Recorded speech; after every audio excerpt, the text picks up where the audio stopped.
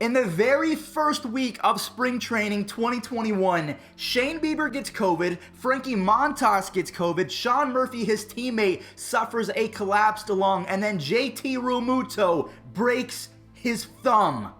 Really bad start. Yeah, so like Aaron Boone just said, we are not off to a good start. What's going on, everyone? It's Fuzzy. Welcome back to yet another MLB recap. We have a lot to talk about today. The script is absolutely jam-packed, so we're not going to waste any time with an intro. The only thing that I'll say is that if you want to see a second video today reacting to the top 100 players ranked by MLB.com, let's try and get this video to 1,000 likes, and we'll go ahead and post that today. And look how many players on the White Sox were in the top 100. They are going to be loaded, so you better put some respect on their name. We have the Yankees star pitcher Zach Britton calling out his teammate Domingo. It is going to be a juicy year if you're a Yankees fan. We have two free agent signings that I want to talk about, but first and foremost, Rockies pitcher Kyle Freeland, he is ready to shock the world. Yeah, okay, and I am running for president in 2024. Sometimes confidence is great, but you shouldn't say things out loud if it doesn't make sense, because the position that the Rockies are in right now, it's their own fault. So Kyle Freeland, again, I tip my cap to the fact that he has confidence in his team and he is ready to shock the baseball world, and that the Rockies are going to win the World Series, even though they traded Nolan Arenado. And not only did they trade Arenado, they gave away $50 million, and then they spent a whopping $0 in major league contracts. Yeah, they've signed CJ Cron and a few other guys to minor league contracts, but in terms of free agency, major league ready players with a guaranteed contract, $0. If that ever happens again, you should be forced to sell the team. They're not even competing. I mean, I guess because the Padres and the Dodgers are so dominant, it's almost like, what's the point? And to be honest with you, the only thing that would shock me about the Rockies is if they don't lose 95 to 100 games. I mean, I'm not trying to be mean, but that's the reality of life. You can't always be on top of the world. So the first free agent I want to talk about is Taijuan Walker. He is going to the New York Mets on a 2-year deal worth $20 million. So in my opinion, the Mets have had one of the better off seasons that I've ever seen. I know a few days ago I said that they may have had the best off season ever, but then I forgot that once upon a time, the Yankees got CC Sabathia and AJ Burnett, and I believe Mark Teixeira, and then they won the World Series that same year. So the Mets, they have a very tall task to fill if they want to go ahead and try and one-up the Yankees from back in the day. The Mets were not done just yet. Now, it's not coming from the management signing new players. Marcus Stroman was asked a question by a reporter, pretty much just saying, hey, Marcus, how was your offseason? How have you been? And then Stroman decided to dunk on the Yankees. How excited are you about that opportunity, and what kind of privilege is it to be pitching so close to where you grew up? Beyond excited, you know what I mean? A lot of false media reports when I first got traded over that came out and said that I wanted to pitch for the Yankees, which were completely false. I was beyond excited to be traded to the Mets. To be honest with you, my family, I have way more Met fans in my family than I do Yankee fans. So the fact that that report let it run was crazy at the time, because I was beyond excited to pitch in Queens. Yeah, I've been excited to pitch in Queens. I've been excited to pitch in New York for the Mets. Nothing has changed since the time I got traded over, regardless of what reports have ran. I love Marcus Stroman, the fact that he is always chirping on Twitter and also promoting a positive mindset at the same time. He is great for the game of baseball. His social media is always electric. So to me, he is promoting diversity. He is promoting self-confidence, because he's not the tallest guy. He actually has a clothing company saying height doesn't matter, and I'm not the tallest guy, so I might have to invest. But I really like Marcus Stroman. However, Yankees fans are having a field day. They are going brazy on Twitter, because apparently, as the kids say, they live rent-free in his head, whatever that means. Just kidding, I'm hip, just like the Cubs continue to live rent-free in my head.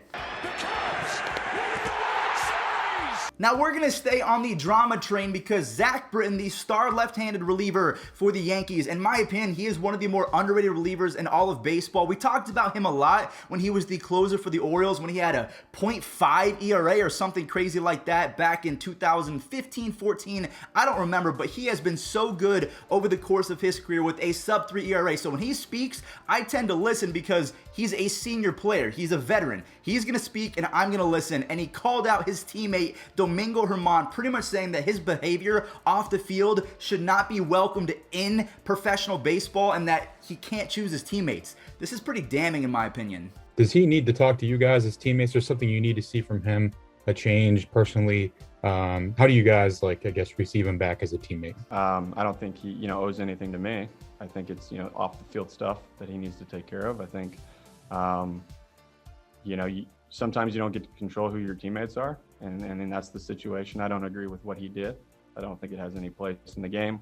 My job's to go out there and pitch and do my job. So that's kind of what my concern is right there. But he doesn't owe me anything. I think that's something that he's going to have to deal with on his own and make better choices going forward. So yeah, if you're a Yankees fan, please let me know what you make of Zach Britton pretty much saying, hey, I can't choose my teammates. I'm stuck with this guy. Now, I hope that he has a optimistic mindset that Domingo Germán gets some help, because clearly he is not doing well up here. He's very manic, and even Aaron Boone spoke on this. He said that it's something that they'll have to continue to watch, speaking about how Domingo Germán posted to his Instagram a few days ago that everything is done, thanks for everything, I'm out. But it was really confusing as to what he meant by that. So Aaron Boone said it's something that we'll have to continue to watch as best as we can and make sure that he's in a good place. But I had the conversation about trying to be as smart and choosy as we can, being about some of the things we're expressing publicly. I really like what Aaron Boone had to say, that he's talked to Domingo Germán. He had a conversation about how he should carry himself both on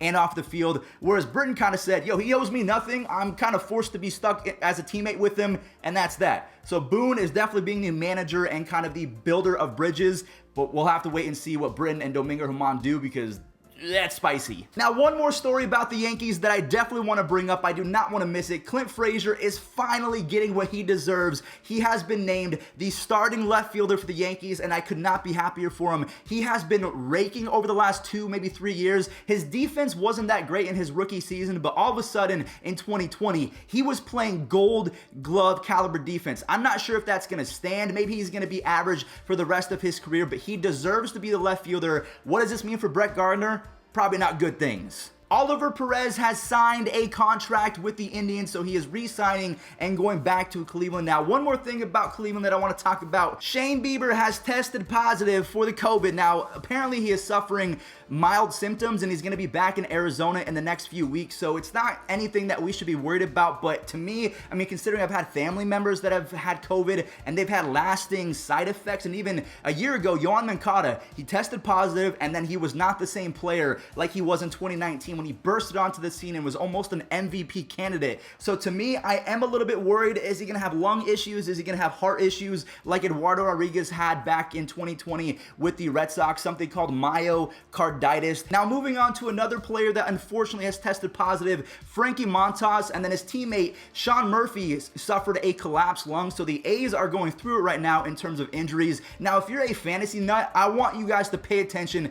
to what I'm about to say. Sean Murphy, as a catcher, through his first 63 Major League games, has 11 home runs and an 846 OPS, and he's in the top 1% in taking walks. So he's going to be driven in a lot because he's always on base, and he has sneaky power. So Sean Murphy, keep that in mind. You don't have to spend a high draft pick on Wilson Contreras or Gary Sanchez, even though Gary Sanchez has been kind of booty.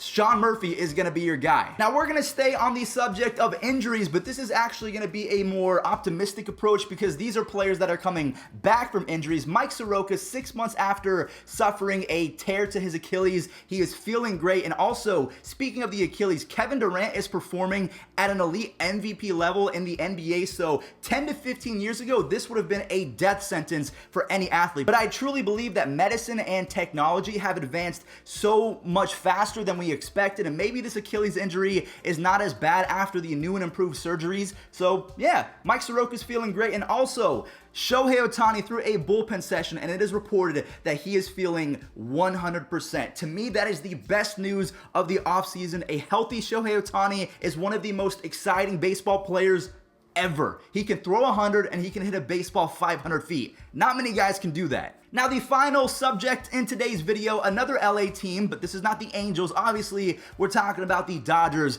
According to Las Vegas and the sports books, they are expected to win 104.5 games, and that is the most since 1999 when the Yankees were expected to win 104.5. They have one of the more talented rosters in the history of baseball, so it's going to be a fun 2021. Fernando Tatis Jr. is getting paid. The Yankees are a whole lot better going into this next season. They're healthier as well. You have Clint Frazier as their starting left fielder, but there's also some clubhouse turmoil between Zach Britton, Domingo Germán, and Aaron Boone having to cover Domingo Germán's butt, and then everything else that we talked about today. So thank you all so much for watching. I really do appreciate it. Stay tuned for the second video of today because I know this one's going to get 1,000 likes. You guys are that special. Love you all so much. Peace out.